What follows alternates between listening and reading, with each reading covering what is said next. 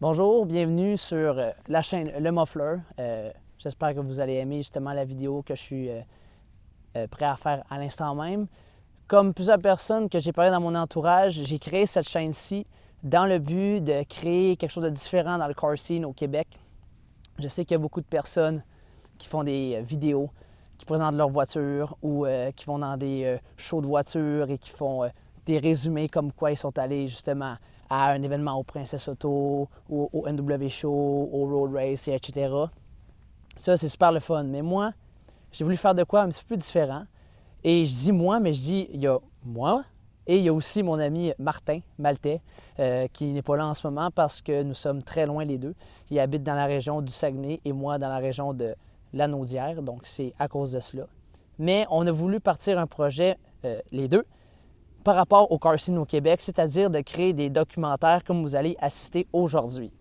Aujourd'hui, c'est un test, c'est un rendu que je vais réaliser, qu'on voulait vous montrer par rapport à comment que ça va fonctionner, c'est quoi l'objectif par rapport à tout cela, la qualité derrière tout ça que je veux démontrer pour vous faire apprécier puis donner le goût à d'autres personnes de faire ce que je vais vous montrer à l'instant même, c'est-à-dire un épisode par rapport au documentaire sur moi et ma voiture. C'est par rapport vraiment à ça, puis je voulais juste vous aviser comme quoi ceci est le premier épisode, mais que dans les prochaines fois, ça va être d'autres personnes, que ce soit des amis ou que ce soit des connaissances que vous faites justement montrer ma chaîne, puis comme quoi ils m'envoient un message pour être intéressés à se faire filmer. C'est sûr qu'en ce moment, on est en période automne. On est au mois d'octobre, presque la fin, donc ça veut dire que presque des chars, la majorité des voitures vont déjà être hivernées. Fait que c'est sûr que vous allez avoir cet épisode-ci, mais le deuxième va peut-être pas forcément être une semaine ou 2 semaines plus tard, mais peut-être la saison 2024, puisqu'on arrive bientôt à l'hiver et je sais qu'il y a déjà beaucoup d'entre vous qui ont déjà entreposé vos voitures. Donc sur ce, j'espère que vous allez apprécier ce documentaire par rapport à moi et mon véhicule.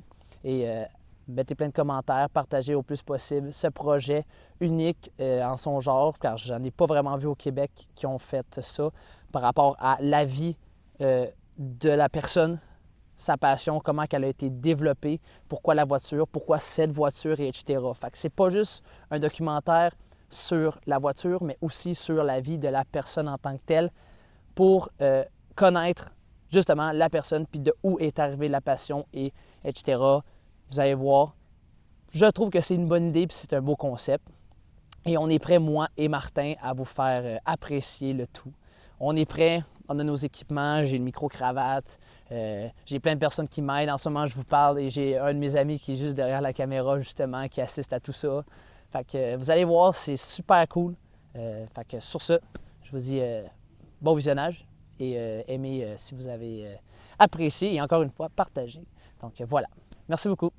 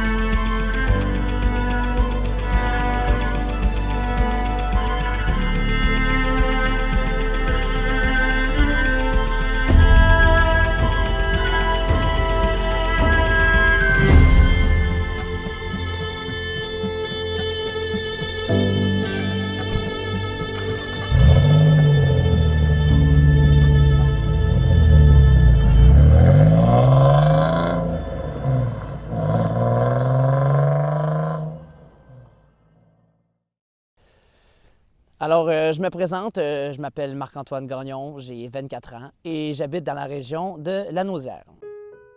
Je suis quelqu'un qui est passionné de voitures depuis extrêmement longtemps. J'étais tout jeune, je me souviens, je jouais à des jeux sur la Wii. J'ai commencé directement là-dessus, j'ai trippé toute ma jeunesse. J'aimais beaucoup voir les tracteurs qui apportaient toutes leurs marchandises de foin. Puis je sais qu'à chaque fois, on passait dans un chemin de campagne, puis je voyais des bottes de foin blanches qui ressemblaient à des grosses guimauves. Je disais à mes parents, regarde, c'est des guimauves géantes. Fait que c'est toujours des anecdotes de ce genre-là qui ont fait en sorte que j'ai toujours trippé sur les voitures. Quand j'étais jeune, j'ai eu des petits Hot Wheels, j'ai eu des petites voitures électriques avec lesquelles je m'amusais, que je brisais, que j'échappais. Plein de choses de ce genre-là. Et j'ai eu, avec le temps, la passion a continué à développer jusqu'à être ce que c'est aujourd'hui. Et je suis maintenant propriétaire depuis un petit peu plus de 2 ans de ce véhicule, c'est-à-dire un Nissan 350Z de 2003. J'ai acheté ce véhicule-là en septembre 2021 d'un particulier sur Facebook Marketplace. Je vais toujours me rappeler de ce moment-là. Ça m'avait pris un petit 10-15 minutes, pas plus que ça, et j'avais déjà trouvé la voiture sur Marketplace et elle était parfaite. C'était la couleur que je souhaitais, la version que je souhaitais, tout était ce que je souhaitais. C'est sûr que c'était pas ma touche personnelle parce que j'ai fait des modifications dessus, mais ça reste que ce que j'ai en ce moment-là, c'est ce que je voulais. Donc, je suis allé la voir, j'ai trippé les premières fois que je l'ai conduit. Je l'avoue, ça faisait quelques années que je n'avais pas conduit manuel et au début, je calais un petit peu, mais à force de s'habituer à conduire et à connaître le véhicule, j'ai tombé en amour avec.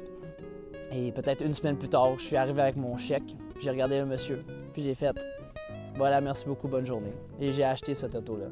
Et depuis maintenant 2 ans, c'est toujours un sourire que j'ai avec ce véhicule-là. C'est une passion. Le bruit, les sensations fortes, tout ça qui est relié à ce véhicule-là, je pouvais pas demander mieux, honnêtement. C'est juste magique. Comme je disais, j'ai regardé sur Facebook Marketplace, mais c'était pas exactement ce véhicule-là que je cherchais. J'en avais 3 en tête. J'avais bien sûr le Nissan 350Z.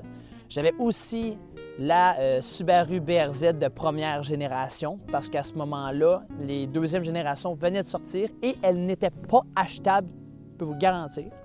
Et j'avais pas l'argent pour ça.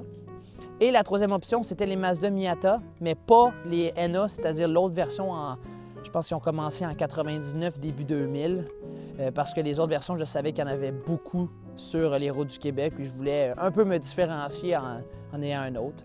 Fait que j'ai fait mes recherches. Ça allait bien, tout ça. Mais à un moment donné, voilà, j'ai voulu chercher 350Z, puis je l'ai trouvé. Pour plusieurs personnes, beaucoup disent ne pas aimer le son. Ils trouvent que ça sonne trompette ou sinon trop cacane. Dans mon cas, avec le setup que j'ai en ce moment, c'est un son très grave et justement le côté trompette, on ne l'a pas vraiment et on me l'a rappelé beaucoup dans les meets ou toute autre place que je me rendais que c'était un son un peu plus unique et je trouve ça cool, je trouve ça différent justement. Puis je ne pouvais pas demander mieux. J'adore le son, j'adore la conduite, j'aime le confort. J'aime aussi le fait que c'est un véhicule différent sur les routes du Québec. C'est pas de quoi que tu vois tous les jours. Surtout que c'est un véhicule qui a 20 ans. Je rappelle, c'est un 2003. Donc, c'est pour ça que j'ai été avec, justement, le Nissan 350Z. La passion de la voiture est arrivée vraiment très jeune. Je me souviens, j'étais dehors, je voyais des voitures dans ma rue qui passaient, tout simplement. J'avais du plaisir. J'ai toujours été quelqu'un qui a aimé tout ce qui était véhicule qui roulait, que ce soit trottinette, skateboard, vélo, n'importe quoi qui était relié, qui pouvait rouler ou est-ce que je pouvais avancer. J'avais toujours du plaisir sur ça. Et je me souviens quand j'étais plus jeune, mon père et ma mère, ils étaient venus avec un gros baril de véhicules, de petites voitures Hot Wheels. Et je me souviens, j'avais un tapis sur lequel il y avait des petits chemins justement de tracé. Puis je m'amusais à jouer dessus. Puis je l'ai encore, je le sais, il est derrière un meuble, je m'en souviens, je l'ai encore, puis j'ai encore les petites voitures. Et c'est un beau souvenir que j'ai de cela. C'est pour ça que je les garde, parce que je trouve que ça me représente. Fait que j'ai eu ça durant mon enfance. J'ai eu aussi les les petites voitures à la style coccinelle dans lesquelles j'embarquais, puis mon père me poussait.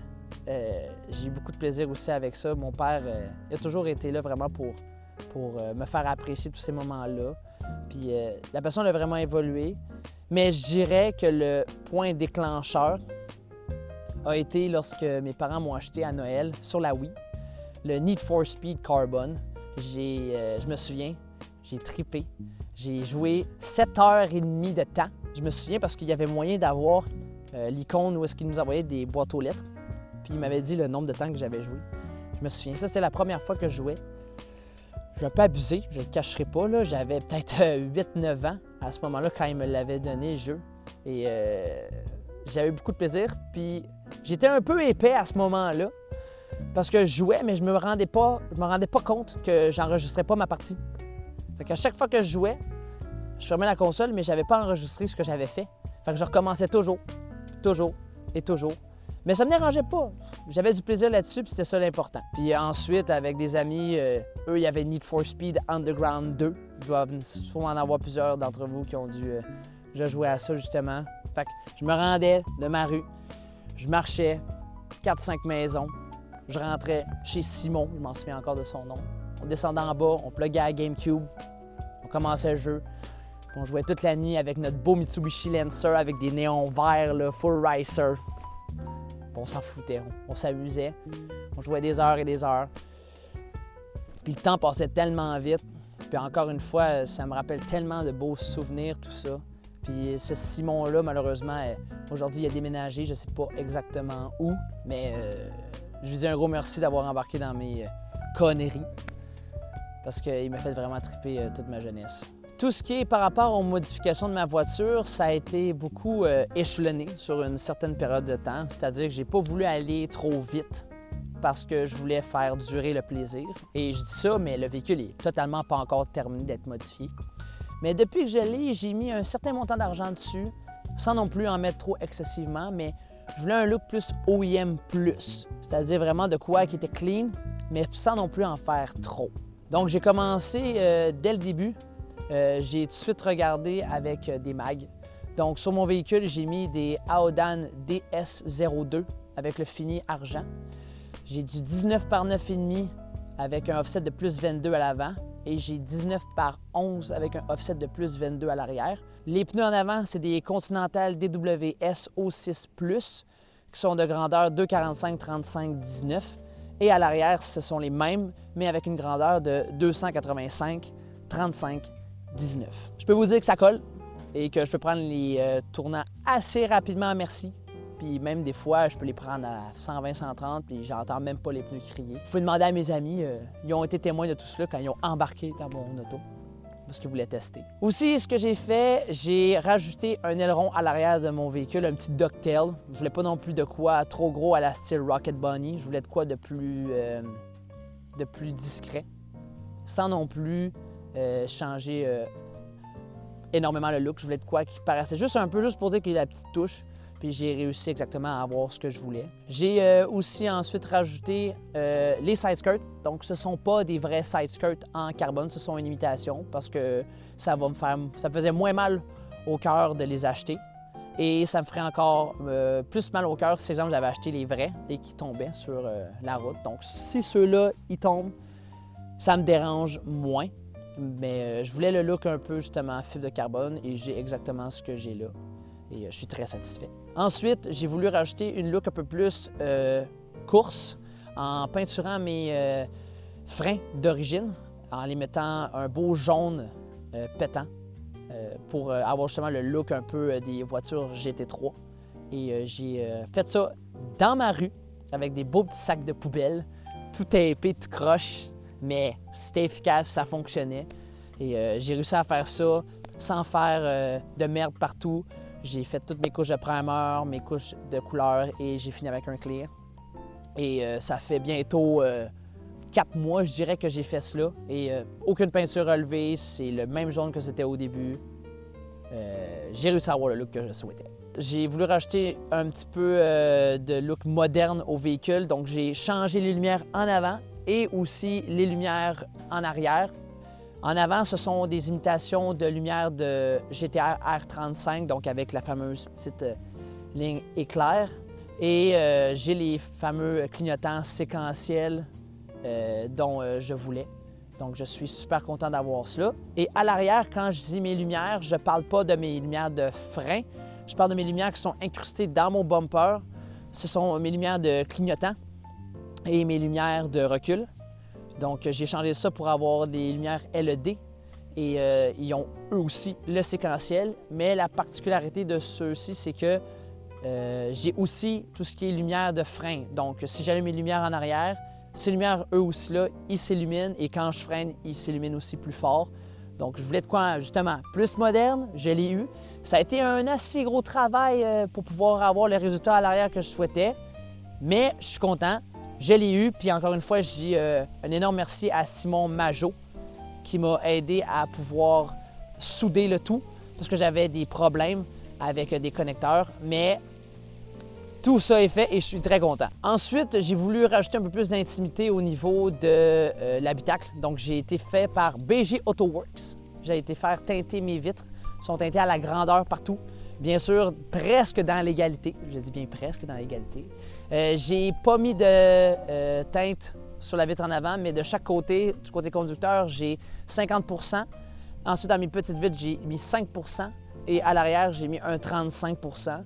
J'ai voulu pas mettre ça beaucoup foncé à l'arrière parce que c'est pas évident reculer la nuit avec ce véhicule-là parce qu'il n'est pas équipé de caméra de recul et mon entrée, elle est très à pic. Donc, j'ai pas goût de me manquer parce que sinon, ça va être très compliqué. Fait que j'ai mis 35 %. Quand j'ai acheté le véhicule, il y avait déjà un système d'échappement aftermarket. Malheureusement, je ne sais pas c'est quoi la marque. J'ai voulu regarder, j'ai jacké le char, je l'ai mis sur un lift. J'ai voulu regarder s'il n'y avait pas un écriteau comme quoi qui pouvait m'indiquer c'était quoi la compagnie qui faisait ce système d'échappement-là parce que je le trouve incroyable, parce qu'il n'y a pas un son trop aigu, il n'est pas non plus extrêmement fort. C'est un beau compromis entre le grave et aussi au idle, il est beaucoup plus silencieux. Et ça, j'apprécie beaucoup parce que je voulais pas me faire prendre par la police. Et je suis content. Fait que qu'est-ce que c'est? C'est un catback qui est 100% en stainless steel, qui est séparé en deux tuyaux séparés. Et à l'arrière, j'ai deux types de 4 pouces et demi environ, presque 5 pouces, pour avoir le extrêmement gros look que j'aime. Fait que j'en ai deux sorties. Et j'ai deux chambres de résonateurs qui sont au-dessus de mes muffleurs pour donner justement le pitch grave, sans non plus que ce soit trop excessivement fort au niveau des oreilles. Donc ça, je suis extrêmement satisfait. J'ai que des bons commentaires par rapport au bruit. Donc, je suis très content que l'ancien propriétaire l'ait mis parce que c'est juste parfait. Une modification assez majeure, je dirais, c'est que j'ai changé complètement le devant de ma voiture. C'est-à-dire qu'avant, j'avais un bumper d'origine, c'est-à-dire les versions conventionnelles des 350Z, parce que je rappelle que les versions Nismo ont commencé en 2007 et ont terminé en 2008. Donc, avant ces années-là, c'est-à-dire de 2006 à 2003, c'était tout le même bumper, puis c'était le bumper original, pas Nismo, conventionnel. Donc moi, ce que j'ai fait, c'est que j'ai acheté un bumper de la compagnie KBD. Donc c'est un bumper en polyuréthane que j'ai été acheté, que j'ai ensuite fait peinturer par mon ami Louis-David, qui a fait ça avec son père chez eux, dans leur garage, dans leur atelier. Ils ont fait un travail incroyable. C'est sûr que ça ne sort jamais. C'est pas parfait à 100 %, mais je peux vous dire que c'est très proche du 98,5 %. Écoute, j'ai le look que je souhaitais, c'est-à-dire d'avoir le bumper Nismo. Parce que ce bumper-là, c'est le Nismo version 1, je crois bien. Je ne suis pas certain avec ça. Mais j'ai donné des critères que je souhaitais, c'est-à-dire que ce soit peinturé de la même couleur que mon véhicule. Je voulais la lip qui soit noire. J'ai exactement eu ce que je voulais. Et ils ont installé une grille en acier galvanisé qui ont eux aussi peinturé noir. Et j'ai réussi à avoir le look que je souhaitais. Et je trouve que ça change tout. Ensuite, pour pouvoir protéger le dessous de mon auto et en même temps venir bien ancrer mon bumper dans le châssis de ma voiture, parce que ce bumper-là est excessivement lourd et je voulais pas qu'il shake non-stop. Donc, j'ai mis une plaque en aluminium en dessous de la voiture qui protège le dessous au complet, c'est-à-dire qui vient s'accrocher sur mon bumper, sur le frame et qui vient protéger ma panne à l'huile. Donc, je n'ai pas de souci comme quoi il pourrait y avoir un débris ou une roche qui vient percer ma panne à l'huile. Je suis protégé à la grandeur du char en dessous. Et ça a été acheté sur Amazon. Je n'ai pas été acheter ça directement sur les sites spécialisés parce que c'était beaucoup trop cher. Et une raison de plus, comme pour vous dire que les pièces de 350Z, vous pouvez les retrouver sur n'importe quelle plateforme. Je l'ai acheté sur Amazon. Ensuite, j'ai voulu un peu me différencier. Avant, j'avais des lumières de fog, j'avais des fogs dans le bas, mais je ne savais pas où les relocaliser parce que je voulais absolument les garder puis faire un nouveau look avec ces lumières-ci. J'ai voulu être différent. J'ai voulu faire en sorte qu'on voit la bouche dans le bumper. Et j'ai réussi à avoir ce look-ci. Fait que ce qu'on a fait, Louis-David et moi, c'est qu'on a enlevé la crash bar. Et ensuite, en arrière de la crash bar, on est allé mettre les braquettes qu'on est allé percer dedans, dans la crash bar. On a été visser ça et on les a éclairés en diagonale dans la bouche. Et on a rallongé ensuite les fils pour que ça aille justement se rendre aux lumières. Et là, ce qui arrive, c'est lorsque j'allume mes lumières de soir, eh bien, ça illumine toute ma bouche au complet. Fait que ça fait un look un peu méchant, puis ça fait différent surtout. Fait qu'on les voit pas, on voit la bouche qui illumine, et ça fait un look qui est différent et unique, ce que je cherchais absolument. À l'arrière du véhicule, maintenant, il y a un problème qui arrive souvent avec les 350Z, c'est que vu que le drive shaft est en composite de carbone, et que le différentiel est assez gros au niveau du véhicule, ça fait en sorte qu'il y a très peu, de jeu qui se fait dans ces deux pièces-là. C'est-à-dire que lorsque, exemple, on décide de partir très vite, c'est-à-dire de domper la clutch, eh bien, c'est pas le drive shaft ni le différentiel qui vont se briser, mais c'est une autre pièce. Et la pièce la plus faible, ce sont les cardans. Et il existe des pièces exprès pour empêcher le bris de cardan parce que qu'est-ce qui arrive, c'est que lorsque il y a l'arbre qui s'en vient dans le différentiel et qu'ensuite il envoie la puissance aux roues, ça crée une sorte de torsion et ça arrive que des fois c'est tellement puissant que même le case du différentiel au complet, il twiste un peu. Alors pour empêcher que le case twist et qu'il brise un cardan, il y a des compagnies qui ont inventé ce qu'on appelle un bracket de différentiel ou en anglais un differential brace. Et ce que ça vient faire, c'est que ça vient s'ancrer sur deux bolts qui sont sur le casing du différentiel et ça se rend directement dans un trou qui est dans le subframe à l'arrière du véhicule qui était là d'origine. Il y a un trou. Et tout ce qu'on fait, c'est une machine en aluminium. C'est une machine. C'est un morceau d'aluminium usiné qu'on vient tout simplement visser du différentiel au trou. Et là, ce que ça fait, c'est que lorsqu'il y a une puissance ou il y a un choc ou on décide de partir de manière assez rapidement, eh bien, il n'y a pas de risque que le différentiel torde et donc, il n'y a pas de risque que le cardan brise. Maintenant, au niveau de l'intérieur, j'ai fait quelques petites modifications, mais rien de plus. Ça va être plus l'année prochaine que ça va être les modifications au niveau intérieur. Mais j'ai un nouveau système de son. J'ai un système de son Infinity, un 6.1, parce que j'ai eu 2 speakers qui ont été rajoutés au niveau du rangement, au niveau de la console centrale. Fait que j'ai plus de rangement au niveau de la console, mais j'ai 2 speakers. Et j'en ai 2 dans mes portes et j'en ai 2 en arrière. Et j'ai un subwoofer Alpine qui est derrière moi, qui est en, je pense, un 10 pouces. Et d'origine, ce sont des Bose. Je ne peux pas demander mieux. C'est sûr que c'est pas parfait, mais j'ai déjà ma musique qui est en fait mon système d'échappement, le bruit que la voiture émet. Vu que la voiture était beaucoup plus vieillot et il y avait un système de son avant avec un écran, mais l'écran n'était pas très fameux, j'avais pas Android Auto. Fait que j'ai décidé d'enlever l'écran avec le système qui était tout contrôlé. J'avais un Pioneer à l'époque et là j'ai mis un Kenwood et je ne peux pas demander mieux. J'ai Apple CarPlay, Android Auto, tout peut s'ajuster dans la console, fait que, dans le système. Fait que je peux acheter mes speakers, mes subwoofers, j'ai la radio, je peux même jouer à des jeux vidéo directement dessus parce que je peux même plugger en HDMI, écouter un film.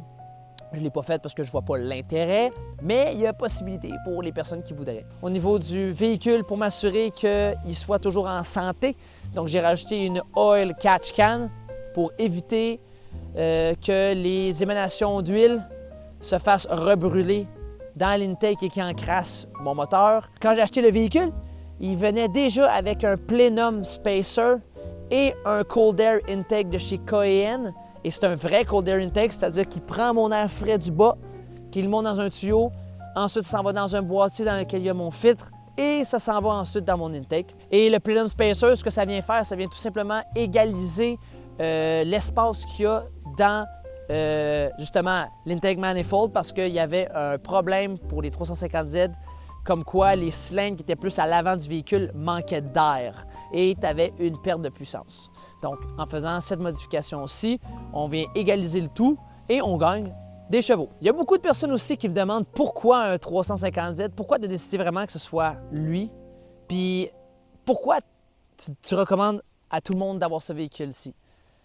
Moi, je leur ai dit, j'ai dit, moi, c'est comme si j'étais chez nous, puis à chaque fois, là, je me rappelle, je me ferme les yeux, comme ça. Puis exemple, je suis dans mon lit où je suis assis, puis à chaque fois, je me rappelle, je suis dans mon auto, là, je suis en train de conduire, puis là, tu entends le son là, très fort dans tes oreilles. Là. Puis en même temps, tu arrives, puis tu prends la curve, là, puis là, tu tournes, puis tu tournes, puis tu tournes, puis ça tient la curve. La voiture, elle t'écoute, puis elle te dit, là, donne-moi-en.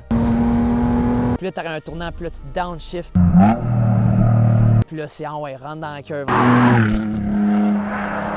C'est ça que j'aime. Il n'y a pas de fin. La voiture, elle dit donne-moi-en. Ça finira pas. C'est l'homme et la machine. Puis à chaque fois que je pense à ça, la première chose qui vient à l'esprit, c'est on va-tu rouler? Donc, ceci, justement, c'est mon 350Z de 2003. J'ai du plaisir avec. Le V6 3.5 litres est connu mondialement pour ses performances, tout ça. Et si j'avais un point à dire à quelqu'un qui veut s'en acheter un, c'est perdez pas de temps avec. Allez faire une inspection pour vous assurer que tout est correct. Et si vous pouvez avoir un très bon prix, comme moi je l'ai eu, achetez tout de suite parce qu'il n'y en aura pas encore beaucoup des chars de ce genre-là. C'est juste du bonbon.